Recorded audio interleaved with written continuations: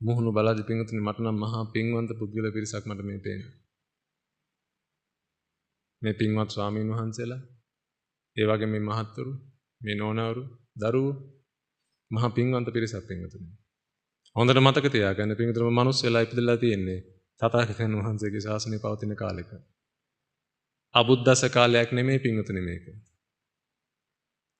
බුද්ධෝත්පාද කාලයක්. ඒ කියන්නේ පින්වතුනි ඔබ හැම කෙනාටම අවස්ථාවක් හම්බෙලා තියෙනවා. සසරක් පුරාවට හොයපු දේ මේ අත්දැකීම තුලදී සාක්ෂාත් කරගන්න. කවුරුත් කියන්න එපා පින්වතුනි ඇවිල්ලා අපි ගාවට. අනේ ස්වාමීන් වහන්සේ අපි නම් ඉතින් දැන් වයසයිනේ. ඔය බොරු කතා පින්වතුනි. අනේ ස්වාමීන් වහන්සේ මම දැන් විවාහකයිනේ. ඔය බොරු කතා පින්වතුනි. අනේ ස්වාමීන් වහන්සේට අපි සසරේ කරගත්ත පින්මදිනේ. පින්වතුනි ඔය බොරු කතා. මට ඔබ කියන්න මෙන්න මේ ප්‍රශ්නෙට උත්තරේ. පින්වතුනි ඔබද පින්වන්ත නැත්නම් එංගලන්තේ මහරජිනද පින්වන්ත? හොඳට හිතලා බලලා මට උත්තර දෙන්න බලන්න. ඒ වුණාට උන්ද ඉන්නේ මාලිගාවකනේ. ඔබ ඉන්නේ ගඩොලින් බැඳපු ගෙදරකනේ. කවුද පින්වන්ත? උන්ද ඉන්නේ මාලිගාවක. උදේට කන්නේ හැම් බේකන් චීස් බටර්. දවල්ට කන්නේ සොසේජස්. ඔබ මොනවද කාලා? අර ගොම්බිලි කරවල කැල්ලක් පුච්චල කාලා නේද? එතුමිය යන්නේ ලොකු වාහනයක.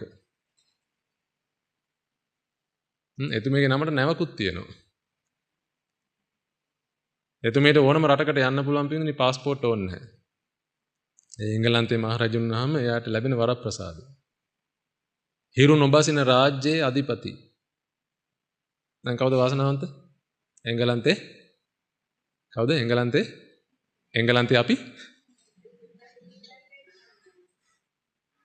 එහෙනම් අපිට පැහැදිලි නේද පින්වතුනි? ඔය එකක්වත් නෙමෙයි පින්වතුනි පුණ්‍ය ශක්තිය කියලා කියන්නේ.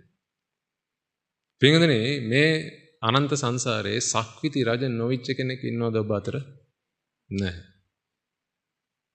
එහෙනම් මට කියන්න එංගලන්තේ මහරජින්ද පින්වන්ත සක්විති රජද පින්වන්ත? ඔය භෞතික සප්ප සම්පත් අතින් බැලුවොත් සක්විති රජ. එහෙනම් ඔබ ඔయిత වඩා ලොකු পদවියක් ලබලා නෙමෙයිද ඔය ඇවිල්ලා තියෙන්නේ? පින්වතුනි මහා බ්‍රහ්මයා නොවිච්ච කෙනෙක් මෙතන නැහැනේ. හිතලා බලන්න තථාගතයන් වහන්සේ යම් දවසක දේශනා කරනව නේද? මහණෙනි අර බලහල්ලා අර ඔය තනකොළ උලාකන තිරිසන් හරක්ගෙන් මහ බ්‍රහ්මයා නොවිච්ච කෙනෙක් මම නම් නොදකිමි කියලා. පින්වතුනි එදා ඒ කතාව කිව්වේ හරක් ගැන. එන ඔබ මිනිස්සු. එහෙනම් පිටිනේ අද හරක් වෙලා ඉන්න එකුන් යම් දවසක මහ බ්‍රහ්මයා වෙලා හිටියානම් අද මිනිස්සු වෙලා ඉන්න අය මේ යම් දවසක මහ බ්‍රහ්මයා වෙලා හිටියේ නැතුව ඇද්ද? හිතලා බලන්න. පොඩක් තර්කානුකූලව බලන්න. එහෙනම් පින්වතුනි එංගලන්තේ මහරජිනේ විඳින ඔය සුවය ගණන් ගන්නවත් වටින දෙයක් නෙමෙයි පින්වතුනි. ඔබ ලබාගෙන තියෙන මේ අනගි අවස්ථාවත් එක්ක මේ වටිනා සම්පතත් එක්ක මොකද ඔබට අද හම්බෙලා තියෙන්නේ නිවන් දකින්න පුළුවන් සම්බුද්ධ ශාසනය. මම මේ මතක් කරලා දෙන්නේ පින්වතුනි ඔබ ලේසි පහසු පිරිසක් නෙමෙයි කියලා. කවුරුත් හිතන්න එපා අනේ ඉතින් අපිනේ. අනේ ඉතින් අපි වයසයිනේ. අනේ ඉතින් අපි දුප්පත්නේ. අනේ ඉතින් අපි නූගත්නේ. අනේ ඉතින් අපි ගෑනුනේ. ඔබ කියන කතා. මට ඇහිලා තියෙන ඕන තරම්. ඔය එක කතාවක පින්වතුනි මම ඔබට කියන්නේ ආයේ කවදාකවත් ඔබේ දෙතොලින් නම් පිට වෙන්න දෙන්න එපා. මොකද පින්වතුනි ඒක තථාගතයන් වහන්සේට කරන ලොකු නිග්‍රහයක්. මෙන්න මේ හේතු නිසා අපිට නිවන් දකින්න බෑ. ඔය තථාගතයන් වහන්සේට කරන ලොකු නිග්‍රහයක් පින්වතුනි. තථාගතයන් වහන්සේ කොහෙද දේශනා කරලා තියෙන්නේ? උඹ දුප්පත්ද? එහෙනම් නිවන් දකින්න බෑ. පින්වතුනි මට කියන්න සාරසංකේය කල්පලක්ෂයක් උන්වහන්සේ පාරමිතා පිරුවේ දුප්පත් මිනිසුන්ට නිවන් දකින්න බැරි වෙන්නද? දුප්පත් මිනිස්සෙටත් නිවන් දකින්න පුළුවන් වෙන්නයි පින්වතුනි එච්චර කාලයක් උන්වහන්සේ පාරමිතා දම් පිරුවේ. පැල්පතේ ජීවත් වෙන මිනිස්සයාටත් නිවන් දකින්න පුළුවන් වෙන්නයි පින්වතුනි උන්වහන්සේ සාරසංකේය කල්පලක්ෂයක් පෙරම් පිරුවේ. කාන්තාවන්ටත් නිවන් දකින්න පුළුවන් වෙන්නයි පින්වතුනි උන්වහන්සේ එච්චර කාලයක් පාරමිතා දම් පිරුවේ. මොකද මේ 31 ලෝක ධාතුවේ පින්වතුනි දිව්‍ය මනුස්ස බ්‍රහ්ම ඔය හැම කෙනාටම පිංගුතුනි නිවන් මඟ විවර කළ දෙන්නයි තථාගතයන් වහන්සේ අච්චර කාලයක් පාරමිතා පිරුවේ පිංගුතුනි. ඔයින් පොඩි කොටසකට විතරක් නිවන් මඟ පූර්ණේ කළ දෙන්න නම් උන්වහන්සේ ඔච්චර කල් දුක් විඳින්න ඕනේ ඕනේද? ඔච්චර කල් දුක් විඳින්න ඕනේ නැහැ. එහෙනම් ඔබ හිතලා බලන්න පිංගුතුනි ඔබට පුළුවන්කමක් තියෙනවා නම් මේ බුදු පිළිම ඉස්සරහට ගිහිල්ලා කියන ස්වාමීනි අපි ඉතින් ගෑනුනේ අපි ඉතින් වයසයිනේ අපිට ඉතින් සල්ලි නැහැ අපිට ඉතින් මේක නැහැ අරක නැහැ අහවල් එක නැහැ ඔය එකක්වත් නැති නිසා අපිට නම් නිවන් දකින්න බෑ කියලා කිව්වොත් ඉතින් උන්වහන්සේ අනිත් පැත්ත බලාගන්නේ. ඇයි බොලාලා මට මේ අපහාස කරන්න කියලා. ඒ නිසා පිටින් කවරකවදාකවත් අද පටන් පින්වතුනි ඔබේ පිනට ඔබේ පුණ්‍ය ශක්තියට නිග්‍රහ කරන්න එපා. ඔබ ලබාගෙන තියෙන මේ වටිනා අවස්ථාවට පිටින් නිග්‍රහ කරන්න එපා. ඔබ හරිම වාසනාවන්ත පිරිසක්. ඒකමයි පින්වතුනි අපි මේ ගමන වැඩි මෙහෙට. අපිට මේ ධහම දෙසලා යන්න.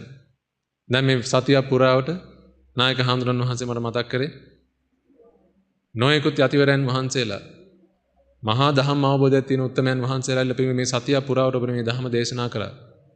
ඔබේ ධහම් අවබෝධය උදෙසා ඔබේ නිවන් ශාන්තිය උදෙසා. පින්වතුනි උන්වහන්සේලා මේ වැඩියේ උන්වහන්සේලා මේ වැඩ නැති නිසා හැම නෙමෙයි පින්වතුනි.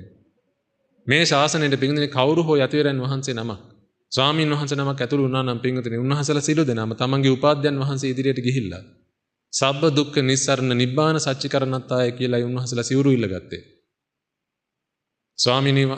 ස්වාමීන් වහන්සේ මට සියලු දුක් කෙලවර කරගන්න මා කෙරෙහි අනුකම්පාවෙන්ම මෙන්න මේ සිවුරු ඔබ වහන්සේ මාහට ලබා දෙනසේක්වා කියලා. පින්වතුනි ඔය කවුරුත් සිවුරු ඉල්ලගත්තේ නැහැ. ස්වාමීනි අද පටන් මට ධර්ම දේශනා කරන්න ඔන්න ඔය සිවුරු ටික මට දෙන්න කියලා. කවුරුත් එහෙම ඉල්ලුවේ නැහැ පින්වතුනි.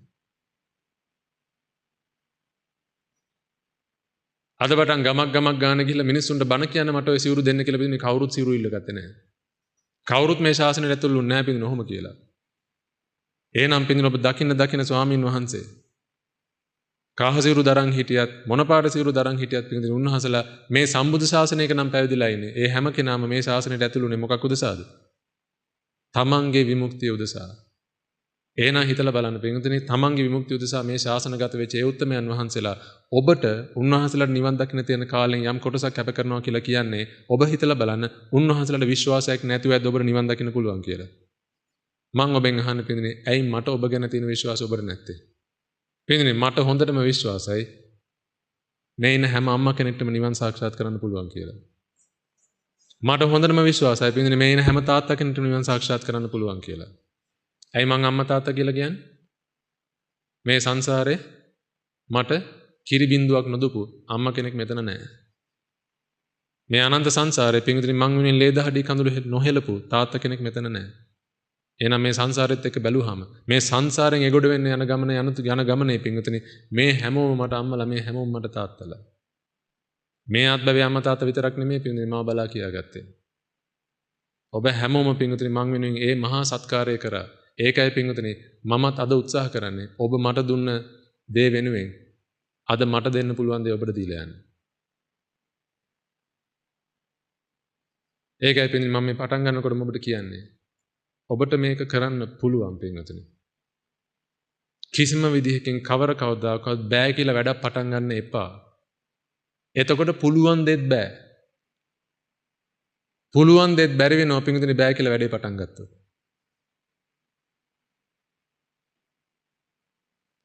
ඒ වගේම පිටින් කවුරු හරි කියනවා ඔබට නිවන් දකින්න බෑ මේ අද මොන පිස්සුද නිවන් දකින්න බෑ. බුදුහාමුදුරගේ දහම දැන් නැහැ. නිවන් දකින්න දහම දැන් නැහැ. පින්වතුනි ඒ මිනිසුන් ඇසුරු කරන්න යන්නවත් එපා. හරක් අතර ඉන්නකොට පින්වතුනි කාලයක් යද්දී සිංහයාත් ගර්ජනා කර හිටපු සිංහයාටත් හිතෙනවා මගේ මේ ගර්ජනා පොඩි අවුලක් තියෙනවා වගේ. මං මේ ගර්ජනා කර දෙන සද්දේ අර අරුන්ගෙන සද්දෙත් එක්ක ගැලපෙන්නේ නැහනේ. ටිකෙන් ටික පින්වතුනි සිංහයාත් උත්සාහ කරනවා දැන් මොනවා කියන්නද? උඹෑ කියන්නේ.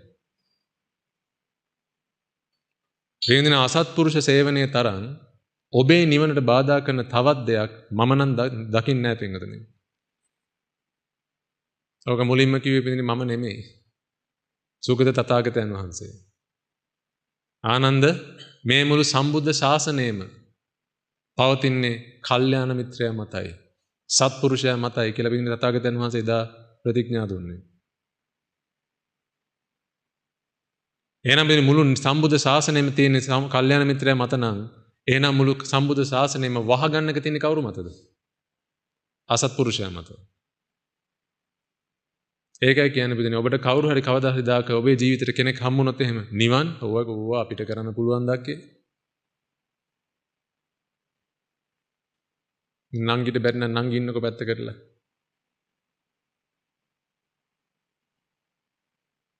බෑ කියන පිරිසත් එක්ක පිටින් ගැවසෙන්න යන්න එපා. ඒ ඇත්ත එක්ක නිවන කතා කරන්න යන්න එපා. එච්චරයි. වෙන ඕන දෙයක් කතා කරගන්න. නිවන කතා කරන්න යන්න එපා. මොකද නැත්තම් පින්වතුනි මේ සංඝයා වහන්සේලා පුළුවන් තරම් පින්වතුනි තමන්ගේ වෙර වීරිය දාලා ශක්තිය දාලා ඔබව උනන්දු කරවන මේ වැඩේ කරගන්න. හැබැයි අපි ඔබ හම්බෙන්නේ සමහර සතියකට සැරයක් නැත්තම් මාසයකට සැරයක්. ඔබ ඊතුරු කාලෙම ගත කරන්නේ පින්වතුනි ගෙදර කියලා කාත් එක්කද?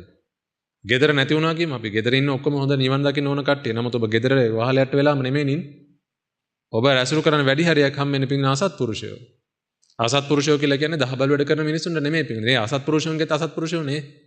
මං කියන්නේ ඒ නරක වැඩ කරන මිනිස්සු නෙමෙයි. නමුත් ඒ අයට නිවන ගැන විශ්වාසයක් නැහැ. ඒගොල්ලෝ කියන නිවන් දකින්න බෑ මේ කාලේ. නිවන් දකින්න දහම දැන් නැහැ. පින්වතුනි නිවන් දකින්න දහම නැහැ කියලා කියන්නේ කොහොමද පින්වතුනි නිවන් දකින්න දහම හම්බුන්නේ නැති කෙනා?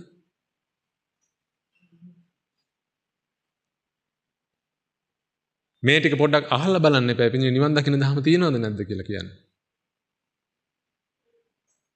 එහෙනම් නිවන ගැන අහන්න නැතුව යතිවරයන් වහන්සේලා නිවන දේශනා කරද්දී පින්වතුනි ඒවා විවේචනය කර කර ඉඳලා තමන්ට අවබෝධ වෙන්නේ නැතිකොට ඒ මනුස්සයා තවත් පිරිසකට කිව්වොත් එහෙම මේ නිවනක් කියලා එකක් නැහැ. පුළුවන් තරම් පින් කරගන්න, දිව්‍ය ලෝක වලට යන්න. ඊට පස්සේ මෛත්‍රී බුදුන් පහළ වෙන කාලෙක බලමු. පින්වතුනි ඔබ හිතන්නේ මෛත්‍රී බුදුන් මේ ලෝකෙට පහළ වෙලා චතුරාර්ය සත්‍යයට අමතර තව එකක් එකතු කරයි කියලාද? උන්වහන්සේ දේශනා කරන්නේ පංචාර්ය සත්‍යද? එතකොට ඉතින් අස්පනා අපිට තියෙනවා පින්වතුනි නිවන් දකින්න දහම. කොහොමද අපි දන්නේ? ඉතින් අපි නිවෙනවා. දවසින් දවස පින්වතුනි මගේ නිවි මම දන්නවනේ. මම කොහොම හිටපු කෙනෙක්ද කියලා පින්වතුනි මම දන්නවා. එදා හිටපු කෙනා නෙමෙයි පින්වතුනි අද ඉන්නේ. ඒක නම් ආයේ සත් සුදක්සේ පැහැදිලි. එදා මාව රාගෙන් පුච්චපු දේවල් පින්වතුනි අද මාව රාගෙන් පුච්චන්න බෑ. එදා මාව ද්වේෂයෙන් පුච්චපු දේවල් වලට අද මාව ද්වේෂයෙන් පුච්චන්න බෑ පින්වතුනි. එදා මෝහයටපත් වෙලා පීඩාවටපත් වෙච්ච අවස්ථාව පින්වතුනි අද මං එහෙමපත් වෙන්නේ නැහැ.